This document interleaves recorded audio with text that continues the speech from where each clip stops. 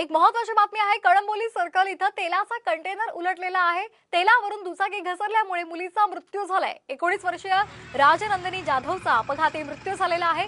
अनेक रस्ते एकत्र येत असल्यामुळे मोठी वाहतूक कोंडी सुद्धा इथे झाली होती। जेसीबीच्या सहाय्याने टँकर बाजूला करण्यात आलाय।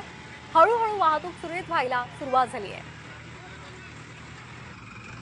कळंबोली सर्कल इथली ही दृश्य आपण पाहतोय। तेलाचा कंटेनर इथे उलटला होता आणि या तेलावरून दुचाकी घसरल्यामुळे एका 19 वर्षीय मुलीचा मृत्यू झालेला आहे। इथे अनेक रस्ते एकत्र येत असल्यामुळे मोठी वाहतूक कोंडी सुद्धा झाली होती।